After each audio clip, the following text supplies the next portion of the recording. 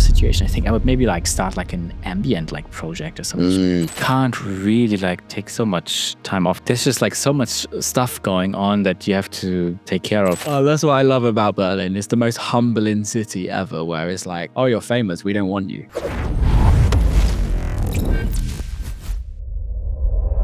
How are you? I'm good. Yeah, I just came back from a show in Malta on Friday, and then I had like a little listening party on Sunday for the album, and Amazing. How was it? it was cool. It was like a cool vibe. I've never done something like it. Is it awkward? I don't know. I think it's just like first of all, if it's like you're a super fan, so I think they will like you anyway. Yeah. But it's just cool to connect with them, I think. Of course. And good to know that people like this stuff. I think they're just into it, and you know, they're like a bit approachable. I think it's good. But yeah, you don't want to be awkward, right? I mean, like I was also always standing there, and I was like, you know, turning the song down. I was like, oh yeah, this was this song. Next, yeah, I'm putting on the next song. Be like, yeah, this is the next song. And then I was like, yeah, at the end, do you have some questions? And yeah, then like, so some people were asking like a couple of questions. That was cool. So I think, and I was just like hanging out there for a while, and I think just like try to like keep it like normal, you know. I think that's probably a secret. Yeah, I do love the concept of like fan interactions. Like I take out people for dinners and things like that before shows, and kind of try and like actually make an effort to connect with people that like consistently come to your shows, because I'm sure you see it, right? You like go to cities over and over again and you see the same faces, and you're like, well, how can we give back? I don't know about you, but I'm quite awkward generally when you're kind of like in a weird setting. So it's like hard to like, I don't really know what to do. We're all weird people, right? Yeah, I have no idea what to say, honestly. I'm always like, especially like after the shows, when people come to me like, yeah, I loved your set, and I'm like, thank you. I just don't know what to say. It's not that I don't appreciate it. It's just like I have no idea what to say. And I was in Malta on Friday, and then there were like two guys from Germany coming up to me after my set. It's like, yeah, it's just amazing set. And yeah, and then I was just like talking to them like a normal person, like for like just 2 minutes, and they were like, they just couldn't believe it. Oh my God, you know, like you're like such a chill guy. And I was like, what do you think? You know, I'm just, yeah, exactly. You know, it's just it's sometimes because you are like not you're just a normal person at the end. At the same time, like from like some fans' views, you're just, you know, they are like have like they see a bit like I'm like a POTUS, maybe, I don't know. But yeah, I think that's like, I don't know about you, but I do that to certain artists as well. Or like, let's say for instance, like I'm a huge fan of like the Chemical Brothers. Like I know Of that course, if I met them both, I'd probably be like in my pants. I wouldn't know what to say to them, because I think it's like, I don't think we realize, and this isn't me trying to sound egotistical, but I don't think we realize how much of an impact we have on people's lives, because we're just doing what we love, right? We're just like sitting in the studio writing music that you and I love and putting it out to the world, but we don't know like what impact that has on human beings on a day-to-day basis, right? That your fans, like, let's say for instance, at this moment in time, you got 2.4, nearly 2.5 million monthly listeners, right? Yeah. Like that's like 2.5 million people listening to your music. And whether like, okay, let's just say a small percentage of those are super fans, right? Yeah. Or even a large percentage of those are super fans, but like that you have a level where you're touching somebody's life in some profound way that you and I would never know, because they're not going to tell you. Yeah, that's the thing, right? I mean, like I know that. I mean, there are of course artists, you know, where we have the same feeling. You know, when I think when I know I'm a huge fan of Trentemoller, and I know that if I would meet this guy for like if I would meet him at dinner, I would have like 1,000 questions to ask this person, and I would do the same thing. It's just that of course, you have to like understand. You don't really know what impact you have on other people's lives. I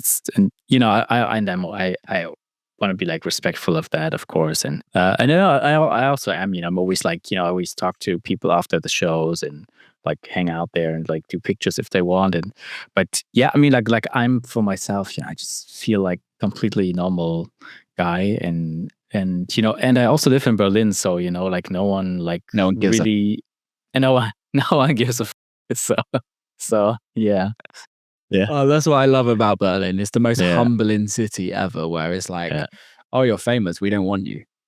Yeah. Go away. Exactly. Yeah. Did you grow up there?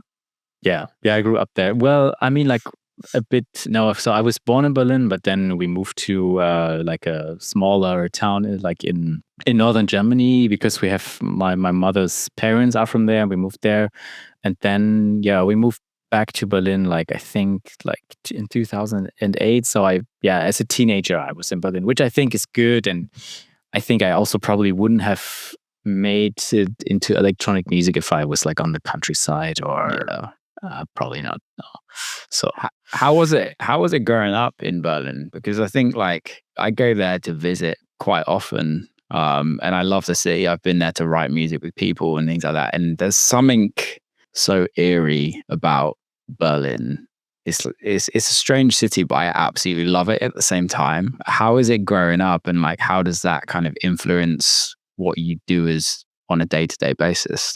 I think it's been great because I think especially like the time when I finished school, like around 2014, it was like, and I moved out, and it was also like I still remember that I was out every weekend, every day, and also Berlin was like still like very cheap. It's like now it's gotten like way more expensive, and you could just really live like central, and everybody was going to events on weekends, and you could, and all the clubs were, I mean, also a lot of clubs closed now. So, and people also just really like to go to events, and it was a very good time, I think, also for electronic music, because everything was still very alive, and with all these clubs, I don't know how many clubs I've played in Berlin, like in that time, but it was very easy to get to know people, and also to just experience it. Yeah. So you were talking about how in 2014. Yeah, I guess in Berlin back then, like it was way more. There was way more going on in the industry in electronic music worldwide, right? I think now it's not at all as much. It's just like everything's turned into like big venues, big festivals. That I don't really like calling it the underground, because I don't really feel like underground is a word that can be used in this industry, in a sense where people still go to shows no matter what, even if it's classed the underground, if you know what I mean. So I think like, but the smaller clubs are just gone completely. 100%. I think so too. And also like, especially in Germany, we had like you could play in like every city that had like a university that was a bit bigger. You could essentially play a DJ set. Like, they all had like techno clubs, and it's like completely gone, basically. And I still remember we had like DJs in Germany that were just they just played in Germany, and they were just fine. Do you think it will go back? Like hopefully, but I think, I don't know. I think that it's also like it depends a bit on the younger generation, right? I think they are like very into like faster music, like techno and trance. I think that's really what it's about. So yeah, maybe in a few years, but I think it's like not probably what it like used to be right now, but has the like the fast techno sound of today, is it affected like your side of the industry? Because you and I, like, we make very different music, but both of us are very far away from the fast TikTok techno of today. No, I really don't feel it. It's like, I like some of the faster trance stuff, because it has like very, very good melodies at times. So they're like, okay, wow, this is like a good melody, so I can like like relate. But I think that the faster techno stuff, it's not really for me. It doesn't really connect with me. But that's also fine. I think there's always genres, right? That like that we can't stand. But I guess the question is like, do you feel like it's actually taken away fans from your scene, or do you think it's just kept the scene growing? I mean, like my fans were like always very like molded into like the Anjuna brand, and so I think, and they stay very like loyal to this type of sound. So like not really, I would say, but I think, I mean, you like kind of realize that like the people are like not like super young at my shows, and also like not at the June events. They're also like not like, you don't have like 18-year-olds there, I think. So it's a bit more like an older crowd. That's maybe the one thing that you like realize. Yeah.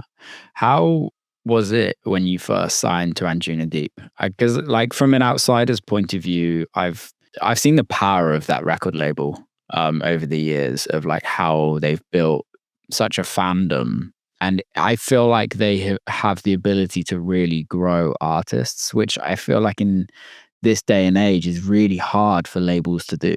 Yeah. Well, for me, it was good because like it was just a time where like a lot of bigger artists left the label. I think like Tin Liquor left the label, Ben Bowmer left the label. So there was like not much.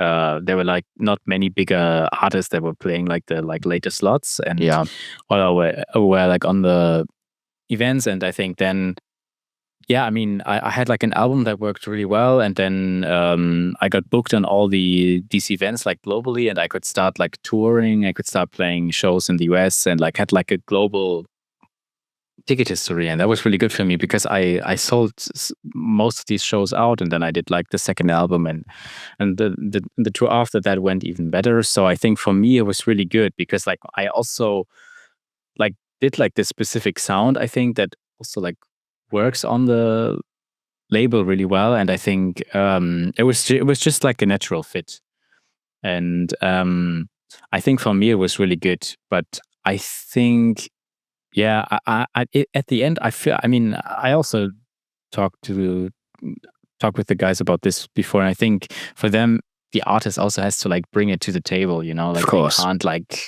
yeah. That's what they always told me as well. So that if the artist doesn't have like the right music, it's very hard for them to like work it. But I think for me it was fine, and I really like respect what they do, and like now I parted like ways with them for like the next album. But I think still like tons of respect there, and so yeah. Well, I think that's what I kind of want to get into on this though, because I think majority of artists go through the phase of they have their initial launch, right, of their career, where they're potentially on a record label that has kind of helped them get to the level of where they're at, and then it's time for the artist to kind of hand over the baton to newer artists and then start their own label and kind of start building their own thing. What was it for you that wanted to, because I've been in exactly the same position as you, like multiple times, but what was it for you that was like, okay, well, now is the time for me to start my own record label and release an album as a debut of the record label and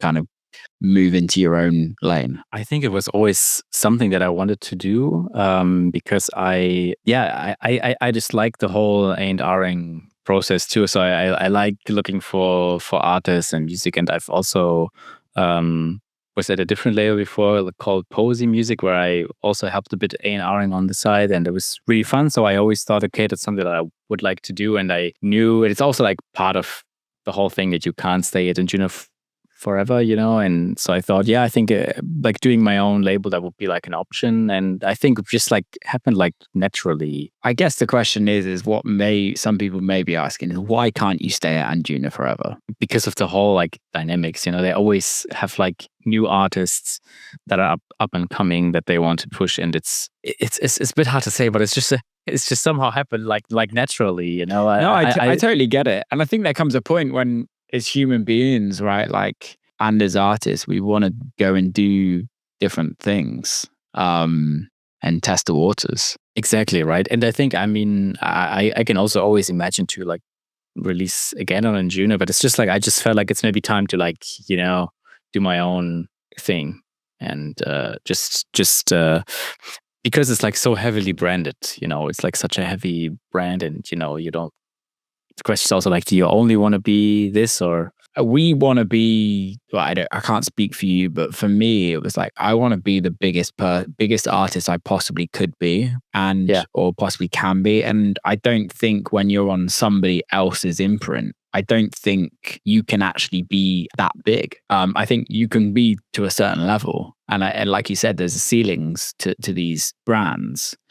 And I think if we look at all the biggest artists in the world, if we're talking independent record labels, everybody that is the big headliner, right, or something like that, and I would say 90% of them eventually start their own imprint and kind of move on to do their own thing. So they can either release their own music when they want, or they can bring new artists on and support the industry in that way. I think it's just like you said, it makes complete sense over time. Yeah, that's obviously true. I mean, if you look at the headliners, they all do their own thing and then just like sign people. But I think it's also sometimes really helpful to like stay under the wing of like an artist or like a label, because I know that for me, I think I couldn't have built this like without Anjuna too. Like and they've done like, and I think it's like the same for like some other artists too. But you always like needs someone who like gives you like a little push, and then you can like fly on your own a bit. And that's how I see it. So yeah, I totally agree. I think that's the whole point of, realistically, like I think a lot of labels from what I see at this moment in time have kind of lost that being able to push artists, and it's all coming from the artist now. But you're 100% right. It's like when we come into the industry as like young pups, like we don't have a clue what to do, right? And I think that's where we rely on labels to kind of help that. But I don't know, do you think, obviously Anjuna, they still do a great job at it, but do you think there's many record labels nowadays that can give you that push? No. God, no. No, I have absolutely no idea who can give you that push. I think Anjuna still can give you a push, you know. Totally. I think like in the melodic house sound, I think also like the Lane 8 label can do that. I think Afterlife probably, if you do melodic techno. Honestly, that's I think like maybe the Adriatic guys, do they have their own label? I don't have a clue. Yeah. But I think as long as someone does like their own events, I think they can like give you like a little push, because then you can like get in front of people and they always see like the social media numbers grow when you play like a show and stuff. So yeah, I guess like Solid Grooves in the more house side of things. Yeah, but it's also the difference is like Anjuna. It's really weird because Anjuna sits in such a strange category of like, it's actually a proper record label, if you know what I mean. And I don't mean that. Yeah. There's not like one artist at the top that is like the headliner of Anjuna that like, okay, let's say for instance, like Afterlife is Anima, right? You've got that like you were saying with Adriatique, it's Adriatique, right? With Solid Grooves, it's Porza, BB, like at the top, like. It's with Black Book, it's like Chris Lake. Yeah. Hot Creations, Jamie Jones. Whereas Anjuna's like, I don't know who is at the top, if you know what I mean. I don't know who that headliner is that is like pushing the label. So it feels to me that Anjuna is actually sat in this really strange realm where it is actually a proper record label. Yeah.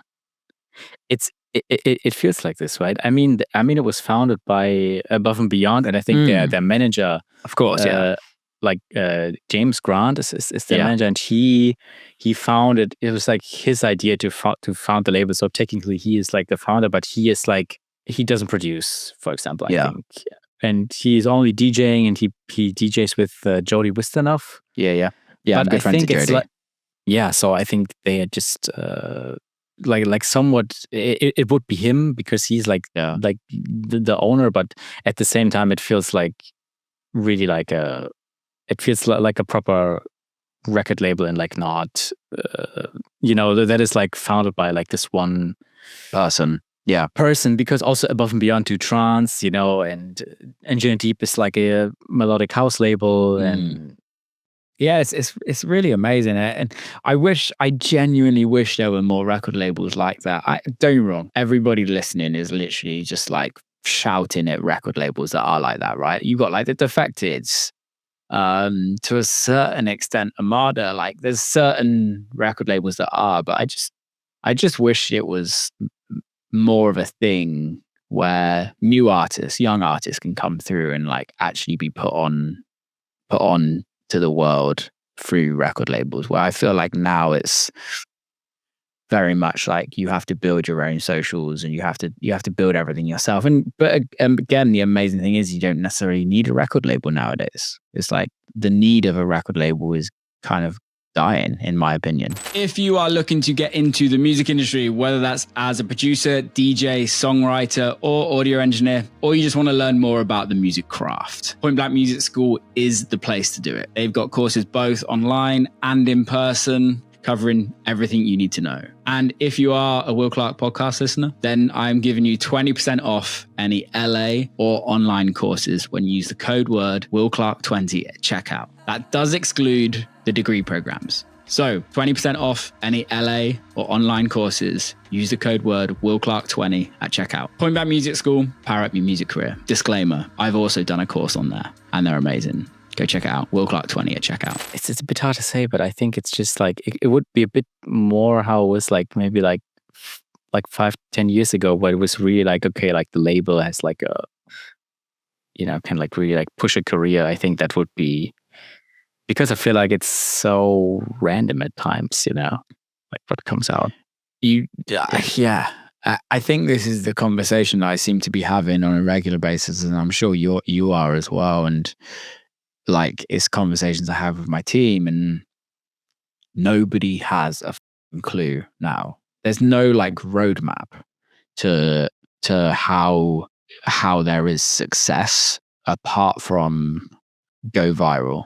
And I just think that's such a negative way for artists to kind of be told from everybody, is that you have to go viral for it to be successful. Yeah, I feel like it makes it also very little about the music in a way. It's just like, if you would be like, I don't know, like working at a record label now, and an artist asks you like, yeah, how do I get successful or whatever, you would probably just tell them like, make fast music and go on TikTok. And but it's just like really what's best for a career or like for the music, I don't know. Do you struggle with that? Like, do you struggle with the social media side of things? Do you struggle with the marketing side of the industry? I'm not sure if I'm like really good at it.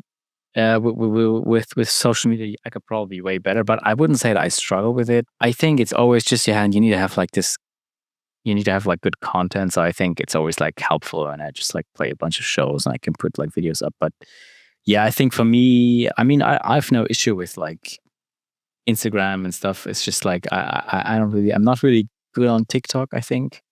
But I think it's also, there's only so much time in my day, and yeah, dude, it's a battle, right? It's that thing. I don't know if, for me, it's like, it's soul destroying something, because I generally like social media. I like the concept of it, and I've always enjoyed doing it. But there's a consistent of like comparison. There's a consistent of like, oh, this didn't do well, or that didn't do well, or that show needs to sell that amount of tickets. This, like, it almost is like we're in our haven of the studio where we're just having the best time. And the minute that record gets done and is like, gets handed to the label or to the management, everything from then on is just like, how do we turn this into a business? It's also like a lot of pressure, I find, like with, I mean, I think especially when you like try to like market things, or or you have like a tour or something, there's always like this pressure there that you need to like, it needs to work and stuff. And yeah, I think it's, yeah, I think I'm not sure how it is for you, but I think like has your way how you approach like making music change once you started to like, feel like, okay, this is your career? It's a really good question, because I think there comes a point sometimes when I know I'm writing a record and I know that it isn't going to come out. Or I know that this probably isn't good enough, right, for what I want to put out. Or, okay, I love this record. I've made this insane record, but I know that it doesn't fit with what Will Clarke is known to do, right? Yeah. So I think there are parameters that I would still enjoy making the records and I would still do that process. But it's more of a case of I would write the record and then it will just sit on a hard drive forever. I don't think it's necessarily changed my view or changed my concept of making music, but there are some times when it's like my team are like, well, we just need another banger. Just write another banger, right? And then that is business mode. And that's like I talk to some of my good friends about it, and it's like I call it, like, in my world, it's like business techno, right? I know like what will work on a dance floor very easily, and I can write that very quickly. Do I love doing it? Yeah, sometimes not. Yeah. What about you? I'm not sure. I mean, like, I think maybe in some ways, like that it's maybe like more. I think I think it's probably in a way it has changed that I know like now,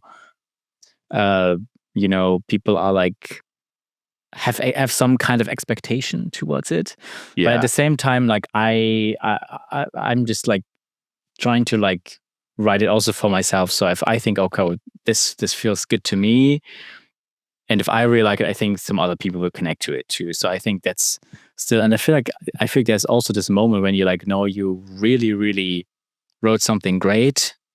You just know it immediately, I think, and then it also like, and you're like, sometimes you sit there like, oh my God, this is amazing. Yeah. And then it really works. And I think that's like the best case, but it doesn't like happen like all the time, obviously. Doesn't happen often at all. I think it's like, I don't know about you, but maybe it's like a few times a year for me where you're like, oh wow, this is special. But you have to do it so many times to get to that, right? And I think if you don't do it, it's like that consistent it's like going to the gym, realistically. It's exactly how I look at the studio. Is like, you're not going to get big muscles, or you're not going to be able to run a quick mile or a marathon if you just wake up one day and go, I'm going to go and run a marathon. It's like, no, it takes time. And it's the same with writing music. You have to be in the studio enough to like make happy accidents enough that something amazing comes out. I want to talk about Everlight, the album, obviously, that's out now. Yeah. I listened to it this morning. It's amazing. So thank you for being the soundtrack of my morning. This is your 4th album, I believe. Why do you like writing albums? Like, what is it that you feel an album brings to you as a artist or a human being that singles don't? I feel like I can try a bit more stuff out on albums too. So of course I have like the singles that I always like feel like, okay, this is like more like a classic Nils Hoffmann tune, or but I think I can also like try some. I like to write these interludes, for example, or I try to like approach the way how I release music a bit like a band in a way, and I think like an album is like it feels. I think it just like fits to like the way how I present my music live, like how I tour, and I think it's always like I like that there's like a whole like story about it, and there's like a whole campaign, and that's why I think for me it makes like a lot of sense. And it's also like I have like a huge like amount of cities that I play in, and it's basically like a world tour. And if I would like release singles, I wouldn't even like know how to like work like this like tour schedule, because it's like I feel like there's not so much there to like, it's just like, oh yeah, I'm going on a world tour because of my single.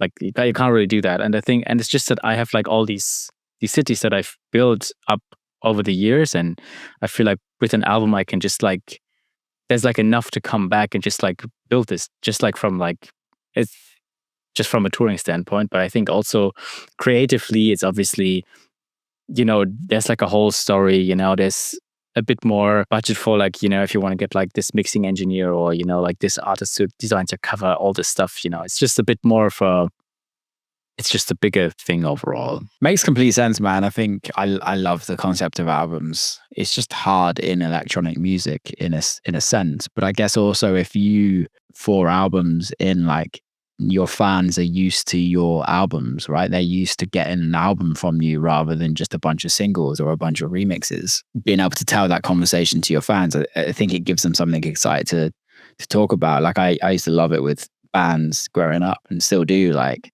bands that I follow, I get well excited when they're about to release a new album. It's something that you can kind of hold on to as a memory in time. Yeah. You talk about building a live show. Yeah. And touring with a live show. When you're writing your albums, do you write the music so that you can play it live, or do you write the music and then work out how to make it live? No, I just write the music and then I'm just like trying to figure it out, and it's sometimes such a pain. But yeah, and yeah, I think for like the last album I had to. I'm not sure. I mean, I make like at least like little edits for like most of the songs that are like not instrument. I think it's always, you always have to make edits, especially with like my sound. People like to hear what's on the record too, but these are like when they're like your fans and they're like, they really come just to hear this type of thing. Okay, that's fine. But as soon as you go outside of this like type of safe space and you're like on a festival or open air or whatever, you have to like adapt.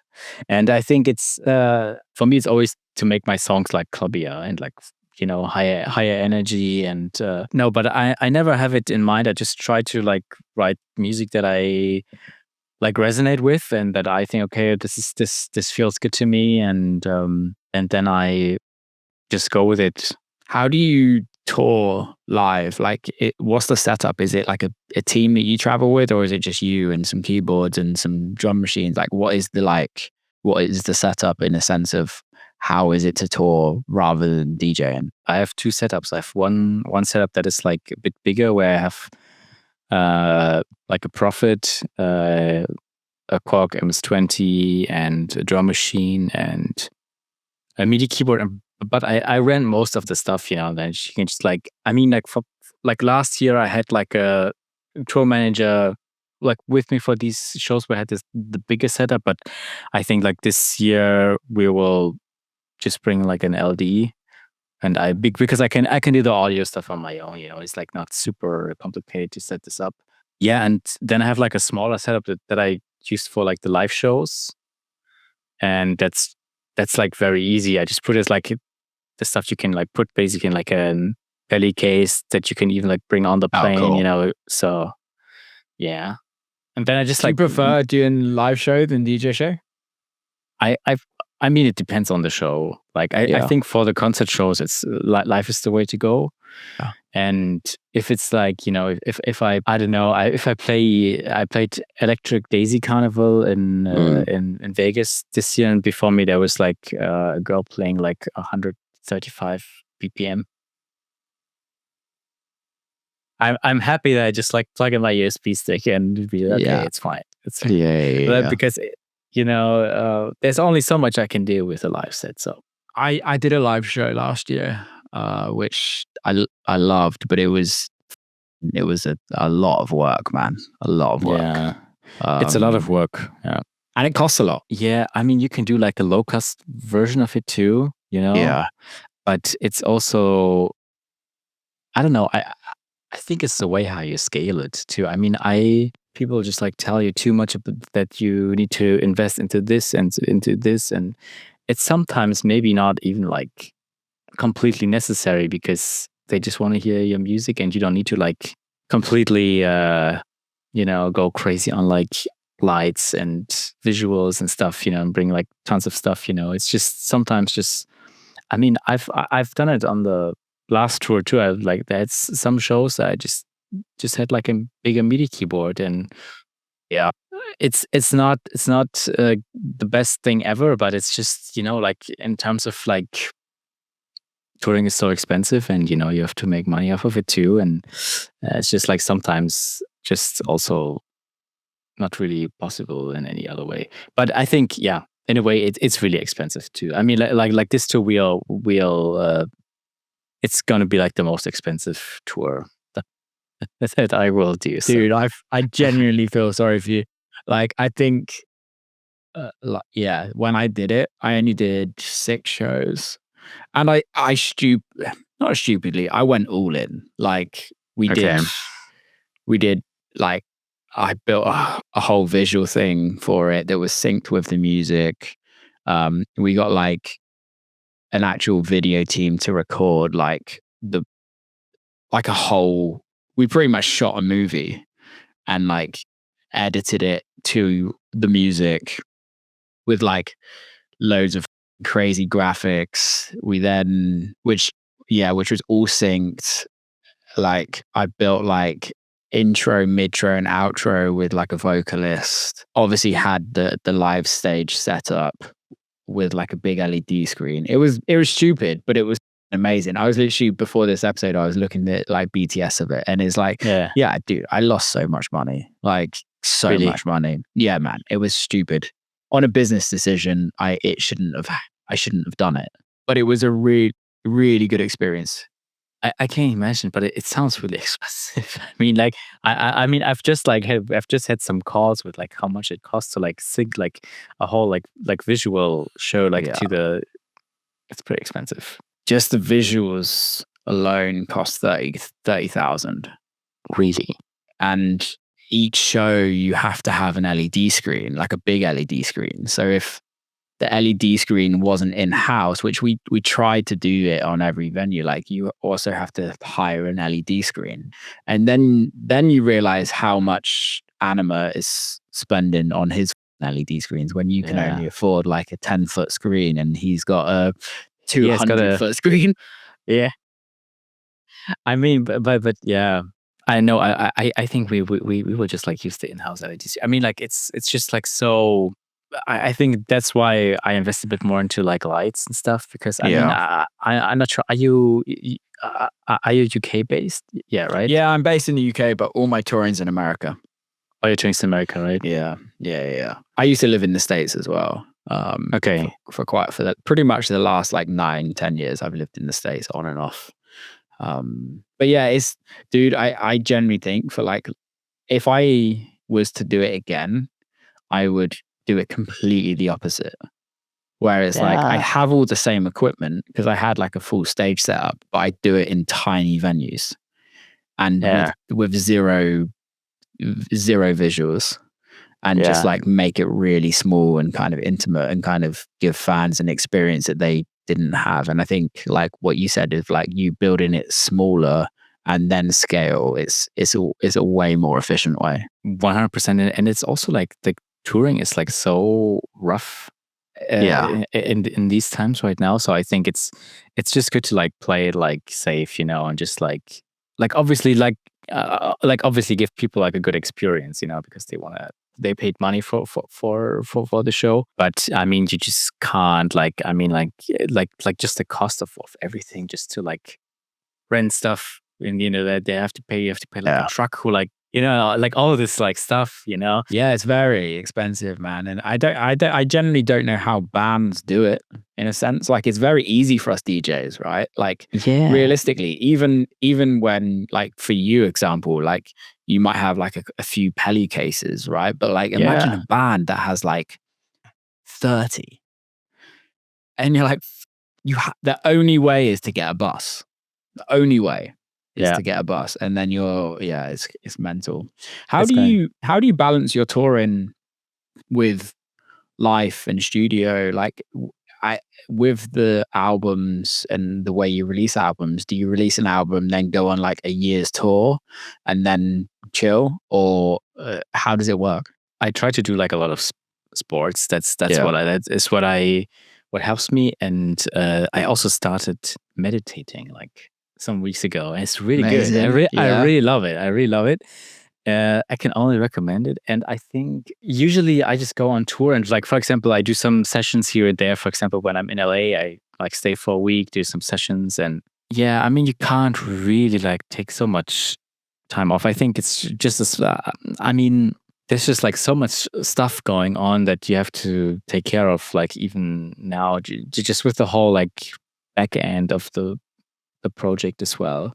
Yeah, I mean, it's just like it's basically like never ending. I mean, like there are like some month where I'm like having like not many shows or so, and then I'm just chilling.